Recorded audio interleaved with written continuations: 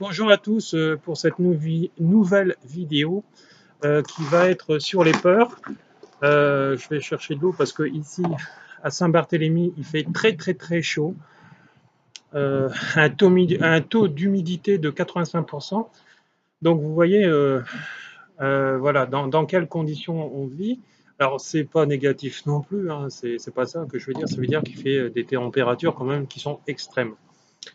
Alors, cette vidéo suit la première qui sera aussi sur les peurs, mais voilà, je vous ai expliqué dans cette première vidéo que j'ai faite grâce à mon téléphone que, quelles sont donc ces peurs et pourquoi elles sont déclenchées.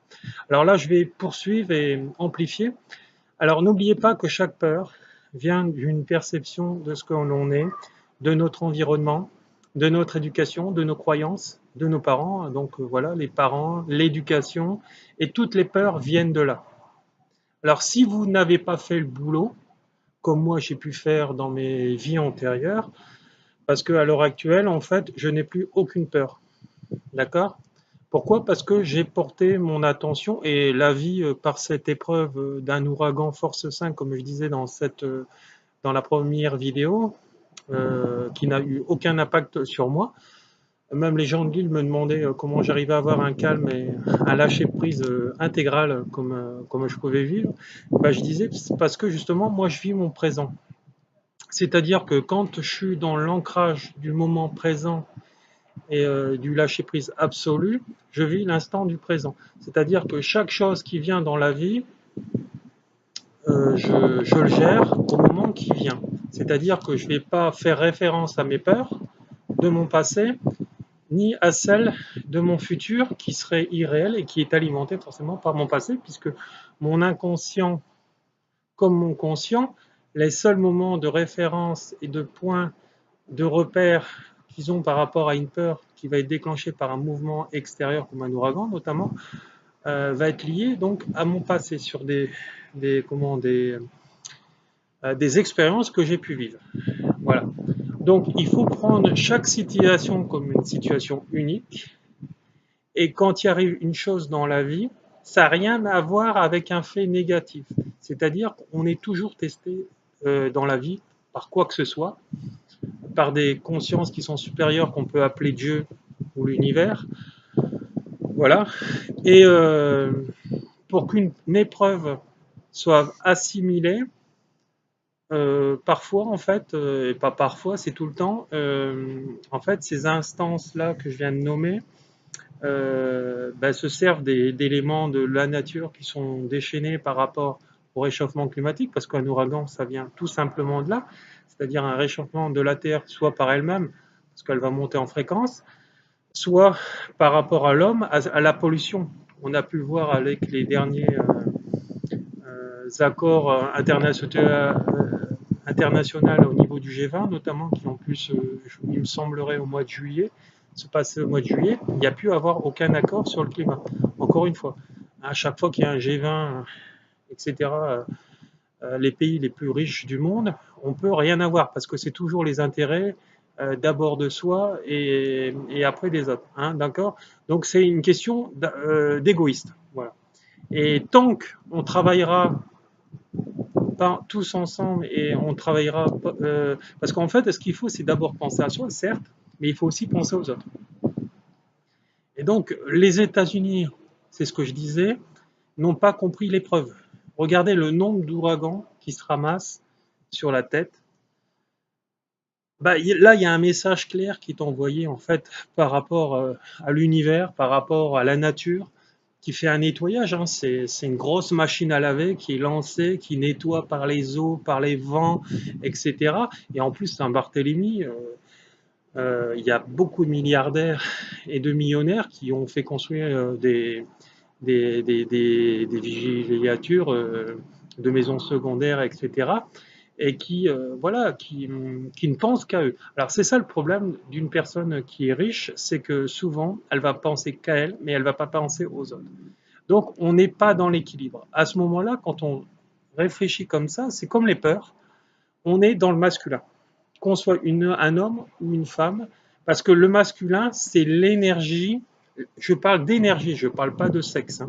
Attention, il ne faut pas confondre, parce que je connais des femmes qui sont féminines jusqu'au bout des ongles, et ce sont des mecs incarnés à l'intérieur d'eux par rapport à leur souffrance. Donc je parle d'énergie masculine, et non de sexe masculin, d'accord? À ne pas confondre. Donc vous pouvez très bien avoir un corps d'homme comme moi, et être dans l'équilibre, parce que moi je suis dans un lâcher-prise, etc. Et même si j'ai des proches qui viennent à décéder, je ne prends pas ça pour une fatalité, ni voilà. Moi, je prends ça pour une fin sur la mort du corps physique, parce que ces personnes-là, à l'instant T, ont réglé en fait tout ce qu'ils avaient à faire dans cette vie, en choisissant, je dis bien, leurs parents et leur entourage par rapport aux épreuves qu'ils auront à régler. Voilà. Donc, à partir de ce moment-là, si je suis dans l'équilibre du masculin et du féminin sacré, ce que j'avais fait une autre vidéo qui en parlait, vraiment très dans le détail avec l'ego, euh, on retrouve en fait la neutralité de notre être.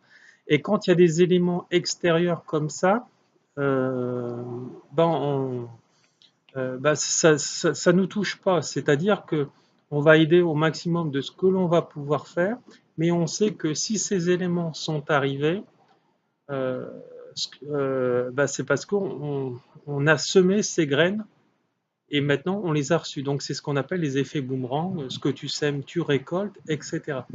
Alors on a tous à comprendre au moment donné de chaque épreuve, même d'un ouragan, d'un cyclone, etc. Parce que souvent ça demande de recréer un renouveau en soi, une nouvelle vie, changer, etc. Et pour encore en plus évoluer.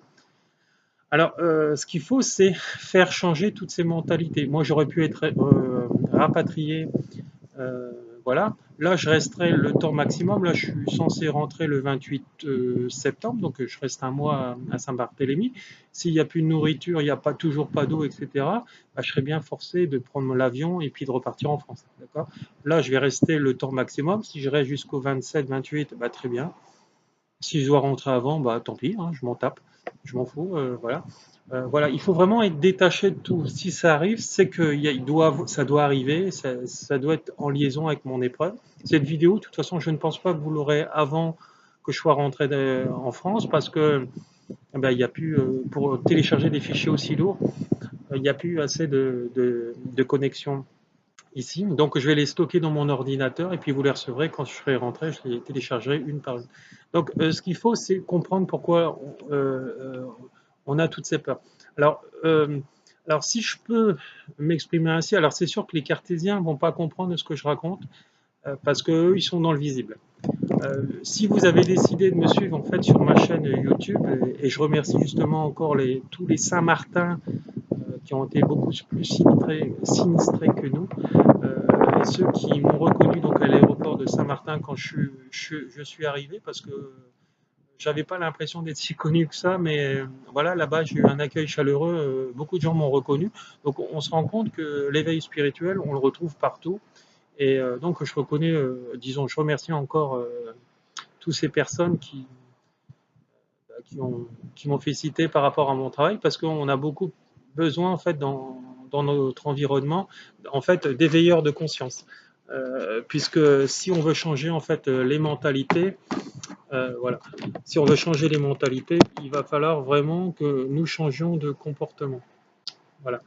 Donc n'oubliez pas que nous sommes ce que l'on pense, ce que l'on verbalise et ce que nous faisons à l'homme, à l'autre. Donc, quand nous faisons une chose, il faut le faire en fait d'une manière en fait désintéressée. Comme je peux vous mettre gratuitement en fait toutes ces vidéos YouTube, etc. Nous avons à comprendre de toutes ces choses que en fait nous sommes créateurs de tout ce qui nous arrive. Donc là, par exemple, un ouragan, c'est créé donc à l'effet au niveau planétaire. Hein, la Chine ne respecte pas voilà, tous les accords ou ne veut pas les signer, l'Inde non plus, la Russie non plus, tous les grands pays sans vouloir les critiquer.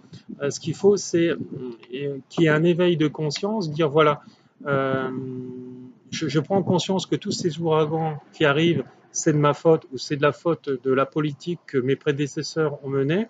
Donc à partir de ce moment-là, je décide de changer les autres, disons les choses plutôt. Excusez-moi. Ce qu'il faut, c'est ce qu'il faudra en fait au niveau de ces pays-là et de tous les pays, au niveau du gouvernement, ça serait des éveilleurs de conscience, des gens comme moi ou comme, comme toute autre personne qui sont désintéressés, mais qui travaillent dans un but collectif. Donc c'est pour ça que le choix Macron, pour moi, il était lié donc à Rothschild, et donc c'était lié au pouvoir de l'argent, et il ne pouvait pas travailler euh, en fait pour l'homme, la population française, etc. Parce que de toute façon, tout ce qu'il a reçu comme financement pour financer sa campagne électorale, maintenant il est obligé de le rendre d'une manière ou d'une autre. Voilà, donc pour tous ces financiers. Donc les 12 vaccins qui sortent de son chapeau, ça ne sort pas du hasard. Voilà. Vous voyez, il y a un lien entre le financement de sa campagne et ceci. Hein. Moi, j'ai bientôt 50 ans. Je veux dire, ce que je veux dire, c'est que j'ai jamais eu tous ces 12 vaccins et je ne suis pas mort. Et voilà. Donc, tout ça, c'est l'extérieur.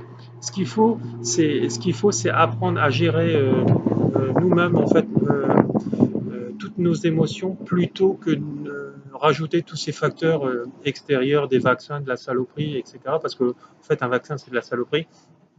Et même si j'avais des enfants encore en bas âge, chose que j'ai plus parce que mes enfants sont grands maintenant, euh, bah, je refuserais de faire vacciner tous mes enfants, quitte à aller en prison. Parce que, euh, parce que j'ai une ligne de conduite et que je crois vraiment en ce que je suis et que tout ce qui peut arriver dans la vie de moi et de mes enfants, ça sera le lien avec le lien karmique. Voilà. Donc ce que je sème, je le récolte. Et tout est en lien en fait avec mes peurs et aussi avec la façon que je vais percevoir ces choses-là.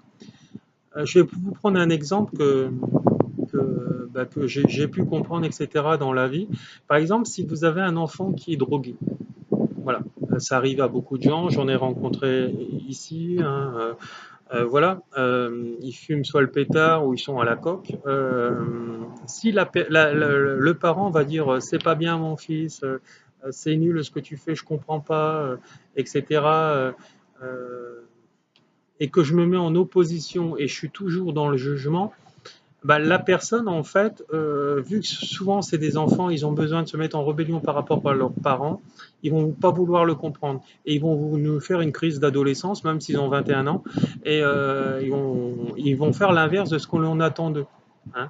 Par contre, si je leur explique différemment, si je lui dis, tu vois, mon chéri, euh, mon fils ou ma fille, tu vois, si tu te drogues, tu peux avoir telle conséquence, voilà, tu vas pas, euh, tu risques de déclencher d'autres maladies, ça va te boucher le sang, etc. Et donc, et même ça va te brûler certaines neurones. Euh, voire la totalité, en faire justement des gens qui sont à la limite de l'handicap et après de créer une forme d'addiction qui seront en fait dépendants de la société. Si on leur explique en voyant plus les causes du produit qui va interagir sur son corps, donc vous voyez ce que je veux dire, et non dans la critique en disant voilà, bah, t'es qu'un sale drogué, ou t'es nul, t'arriveras jamais à rien, etc. Là, votre enfant va se mettre en opposition et ça va être lié à votre propre peur que vous allez alimenter. Alors, on a plus ou moins 95-90% de la population mondiale a été plus ou moins éduquée par rapport à leur peur. Pourquoi? Parce que la plupart de la population, notamment judéo-chrétienne, a été en fait instruite en fait dans la peur, en disant voilà si tu fais ceci, t'es pas bien, t'es pas gentil, t'es pas dans les règles, bah tu vas finir au purgatoire, etc. Sauf que c'est faux. Le purgatoire est sur le plan terrestre, d'accord. C'est-à-dire que bah, c'est toutes les mauvaises expériences et toutes les galères dans lesquelles vous allez vous mettre, vu que tout était épreuve. Excusez-moi parce qu'il y a beaucoup de vent. Euh, voilà. Et donc là, on sort de l'ouragan niveau 4 qui est passé hier, en fait, sur l'île, mais qui était à 100 km. Donc on n'a rien eu. Hein. Alors surtout, un fait concret, il faut arrêter de croire ce que vous voyez à la télévision.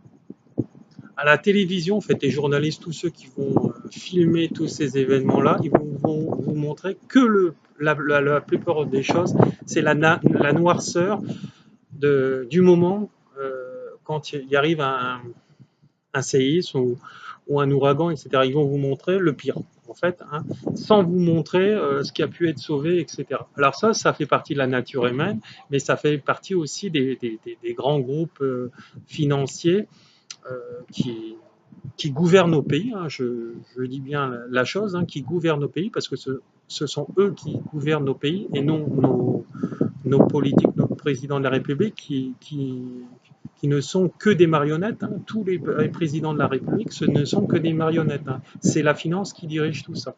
Et vu que la finance dirige aussi tous les grands groupes de presse et télévisuels, bah, ils vont vous créer des climats de peur pour vous vendre après leur saloperie de produits pharmaceutiques, etc., qui vont dire attention, tu as mal au ventre parce que tu as déclenché une angoisse, ah, donc il faut que tu prennes tel produit. Voilà. Sauf que si tu vas hurler, par exemple, ta colère ou tout ce qui ne va pas dans ta vie, bah, tu vas libérer aussi tes peurs. C'est ce que j'enseigne en fait dans mes formations. Donc voilà, donc il faut que vous compreniez que rien n'arrive par hasard, que tout est épreuve et par rapport à l'enseignement. Alors, la clé des clés pour les peurs, c'est vivre l'instant présent sans se soucier à demain. Alors vous me direz, c'est facile, etc. Bah alors moi, je vous explique comment j'ai fait. En fait, quand l'ouragan il est venu, ça commençait à souffler, alors donc ça venait crescendo. Bah donc on a fermé donc les fenêtres. Alors je peux vous dire que les volets antisismiques, ça n'existe pas parce que ça, en tout cas sur l'île, il y en a qui en font leur pub et qui en ont disons qui l'ont installé dans les maisons, mais la trois quarts des volets antisismiques, disons anticycloniques, excusez-moi du mot, anticycloniques se sont arrachés. Hein. Donc je peux vous dire qu'un volet anticyclonique, voilà, ils sont pas, c'est pas du tout efficace. En tout cas, l'île, sincèrement, moi, d'après ce que j'ai pu analyser, euh, c'est très mal fait au niveau je veux dire, pour se protéger des cyclones. Hein. Voilà. Donc, de toute façon, tout le bord de mer, les hôtels bord de mer ou les villas bord de mer ont été arrachés. Hein. Donc voilà. Donc il y a eu des vagues de 12 mètres à peu près et voilà. Donc il y a des pluies torrentielles. Hein, donc tropicale. Donc voilà, donc c'est vrai qu'on est dans une période de cyclone. Là, il y en avait trois quand même qui suivaient l'un derrière l'autre. Le troisième, on n'a entendu parler parce qu'il a changé de trajectoire. Vous savez comment c'est. Hein, un cyclone, c'est une toupie, hein, donc ça part un peu dans tous les sens. Hein, et ça suit parfois sa trajectoire pendant un moment, mais parfois ça la dévie au dernier moment. Voilà, bah, tant mieux. Voilà. Donc, c'est important que vous le compreniez et que, en fait de compte, même avec vos enfants, parce que moi, je le vois, alors moi, j'ai toujours eu cette attitude positive. Maintenant, je le comprends à mon tour, puisque quand, par exemple, si vous donnez des directives, par exemple, vous voulez que votre fils, admettons, il veut avoir les cheveux longs, et vous, pour vous, la mode, c'est les cheveux courts. Ou le fait de vous trouvez que les cheveux courts, ça fait plus propre que les cheveux longs. Voilà, ça c'est qu'une perception par rapport à vous-même. Ce qu'il faut, c'est les enfants, il faut les laisser faire leur choix dans la vie par rapport aux épreuves qu'ils auront. Ils vont se planter ou ils vont réussir. De cette réussite, ça va engendrer encore d'autres réussites parce qu'ils vont comprendre. Si vous prenez chacun de vos non-réussites pour des expériences à évoluer et non comme des échecs, parce que l'échec va vous le laisser dans le trou. Regardez les Américains, pour eux, c'est pas un échec. Par exemple, quand ils plantent une boîte, pour eux, c'est une expérience parce que ils ont fonctionné comme ça et ça n'a pas marché. Donc, ils mettent sur leur CV aux États-Unis, ça marche comme ça. C'est une expérience, j'en tire le bénéfice de cette compréhension et je continue à avancer. Alors, c'est sûr, ça coûte du pognon, mais parfois, il faut utiliser un peu d'argent pour être dans la non-réussite, disons, dans l'enseignement et pour pouvoir évoluer. Donc ça, c'est ce qu'il faut en fait, il faut que chaque groupe au niveau patronat, etc., et sociétaire le comprenne que c'est pas parce que vous plantez quelque chose que vous êtes. Alors si vous en retenez que l'aspect négatif, certes, alors là vous n'allez pas avancer, vous allez rester au fond du trou pour la plupart, et puis vous n'allez jamais rebondir. Mais n'oubliez pas que si vous allez réussir seulement si vous comprenez pourquoi vous avez planté la boîte, par exemple, et, et ainsi vous allez avancer et créer toujours plus, et voilà, et vous servir de ces expériences à vivre pour avancer. Moi, je connaissais une dame dans une grande multinationale. Elle me disait que elle parlait pas d'échec, c'est l'échec qui était banni au niveau du coaching, que l'échec était banni dans sa société, même avec ses salariés et ses cadres dirigeants, et qu'à chaque fois qu'il plantait une chose et qu'il comprenait pourquoi il avait planté, certes, ils avaient perdu de l'argent, c'était quand même une grosse multinationale qui gérait des millions, voire même des milliards. Et, euh, et à chaque fois, ils ouvraient une bouteille de champagne. Parce qu'ils avaient compris. Ils n'allaient plus refaire cette bourde. Hein, voilà. Pour eux, c'était une leçon, ils l'avaient compris, donc ils le notaient. Et après, ils s'organisaient en fait dans des procédures pour pouvoir faire d'autres choses plus tard, etc. Donc voilà, donc il ne faut pas rester sur ce côté négatif et puis ainsi avancer. Alors, je reprends un peu comme les enfants, c'est-à-dire que si votre enfant veut arrêter l'école, bah, il faut pas lui dire c'est nul, tu es un bon à rien, tu es un cancre, etc., etc. Ce qu'il faut, c'est appuyer, lui dire, tu vois, mon chéri, bah, si tu décides d'avoir aucun diplôme, très bien, mais tu seras obligé de prendre le premier métier que tu trouves, etc., même s'il ne te plaît pas. Si tu veux avoir un métier, un de tes rêves, etc., une de tes passions que tu as dans ta tête, au niveau intuitif, bah, ce qu'il faut, si ça a besoin de formation ou même de diplôme, bah, si tu veux avoir absolument ce métier-là, bah, ce métier-là, par exemple, il est lié par exemple à un diplôme. Et de ce diplôme, bah, si tu veux bosser dans ce métier-là, bah, il faut que tu aies ce diplôme-là. Donc voilà, tu voulais lui expliquer comme ça, avec ce côté positif. D'accord. Parce que l'autre côté négatif que j'ai parlé précédemment, bah, ça va faire que euh, l'enfant va se mettre en rébellion et puis il va faire comme pour emmerder ses parents, il va le faire, donc il va tout abandonner, etc.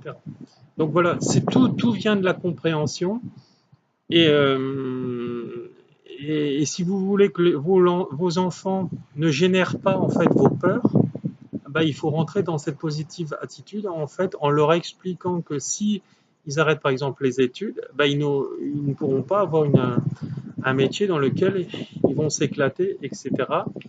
Euh, parce que de toute façon, les premiers métiers, les premières parties de vie, souvent, ce sont des métiers sociétaires. À part ceux qui ont, je veux dire, qui peuvent être aidés par d'autres personnes à montrer d'autres sociétés ou à devenir eux-mêmes leur propre patron ou à gagner de l'argent comme ça, je dirais subitement par rapport à leurs bonnes pensées, ça demande quand même un travail déjà de sociétaire en grande majorité pour pouvoir vraiment être dans cette libération et après ne plus avoir de compte à rendre là-haut. Hein, parce que bah, souvent là-haut, ils vont pas bien. Hein. Ils vont encore moins bien parce qu'ils sont dans le jugement. Et quand tu es dans le jugement, bah, tu crées en fait et tu alimentes tes propres peurs. Hein, et souvent, moi j'avais un ancien chef, il était tout le temps en train de ruminer quand il attendait ma chef de l'époque quand j'étais fonctionnaire. Et il disait dans sa tête tout seul, tout le monde le regardait, il disait oh, putain, mon père il me maltraitait, je suis qu'une merde, etc. Et donc la personne a été quand même de catégorie A, et on se rend compte que bah, ces gens-là vivent encore avec leurs blessures. Alors si vous voulez justement, et donc là je vais clore cette vidéo, si vous voulez justement ne plus alimenter en fait vos blessures et, et continuer en fait à avancer positivement dans la vie, en fait ce qu'il faut c'est aller couper en fait toutes ces lignes d'attachement, ce qu'on appelle les liens karmiques. C'est pour ça j'avais fait une vidéo sur pourquoi la loi d'attraction ne fonctionne pas. Je vous conseille, regardez là. Alors là, je vais vous donner une petite astuce, c'est-à-dire qu'il faut aller, en fait, déjà dans un premier temps, vous excuser auprès de toutes les personnes que vous avez pu juger, salir, parce que le jugement, c'est ça, c'est de la salissure extrême par des insultes, etc. Et en reportant, en fait, c'est des choses qui sont liées à, je reporte en fait la culpabilité sur l'autre. Je veux toujours avoir raison.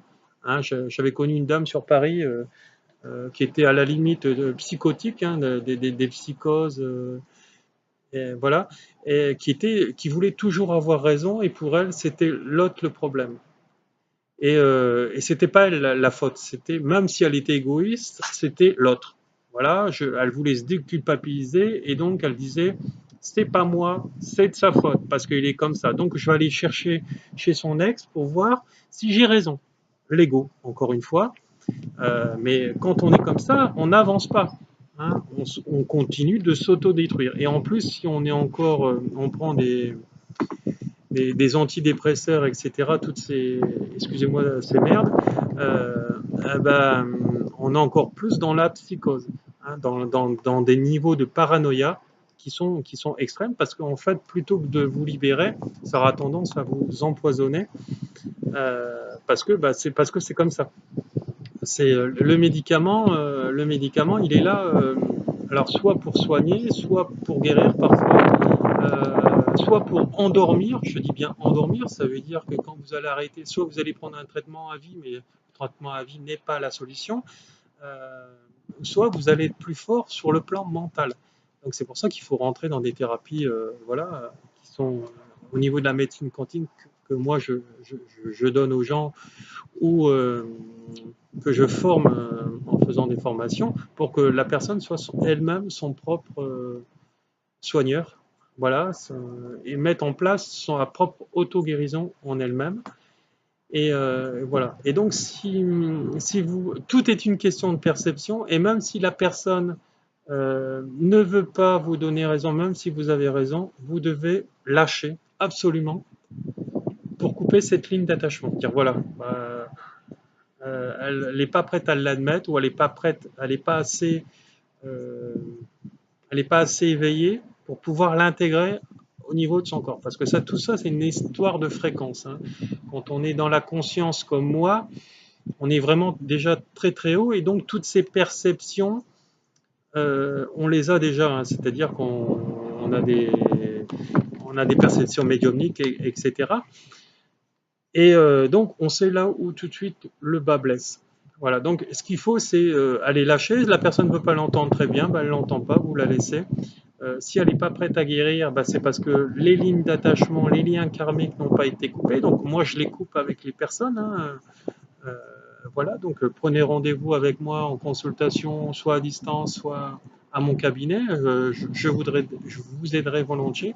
De toute façon, je fais aussi de la psychanalyse, donc psychothérapie, etc., liée au PNL et autres par rapport aux phases d'écoute.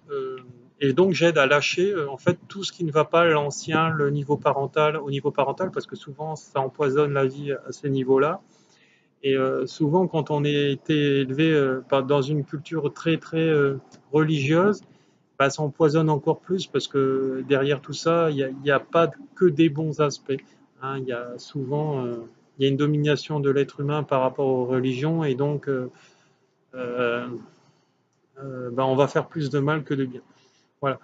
Donc parfois, bah, il faut des éléments en fait dans notre vie, comme là, il y a eu un cyclone. Parfois, bah, il faut tomber du trou, dans le trou pour avoir des effets dépressifs qui vont nous faire tomber et réaliser que, en fait, de compte, la situation dans laquelle je suis professionnellement ou maritalement, admettons, ou amicalement, ne me convient plus et donc il faut que je la lâche. Mais avant de la lâcher, pour cela, il faut l'avoir accepté. L'accepter pour la pardonner. Donc pourquoi l'accepter? Accepter que la situation se soit produite. De toute façon, vous ne pouvez pas faire autrement. Elle s'est produite. Donc vous êtes obligé de l'accepter qu'elle se soit produite. Après, que le comportement de l'autre face à vous, vous allez vouloir vous déculpabiliser. Donc c'est aussi un enseignement. Donc il va vous lancer son propre miroir par rapport à vous-même. Et donc, si ça vous fait souffrir, c'est une de ces blessures que vous devez régler aussi à travers vous. C'est-à-dire que la blessure, vous l'avez aussi au niveau soit familial, donc dans cette vie, ou soit au niveau des liens karmiques passés, au niveau des réincarnations précédentes. Donc ça, il faut aller le diagnostiquer, le conscientiser et pour pouvoir le lâcher. Voilà. Donc je vais arrêter pour cette vidéo parce que j'arrive à 29 minutes et après c'est trop long. Voilà, bah, vous retrouverez en fait tous les renseignements en fait sous cette vidéo euh, pour pouvoir me joindre, mes séminaires, mes stages, mes conférences, etc. Voilà, je vous remercie, je vous embrasse, bonne journée, au revoir.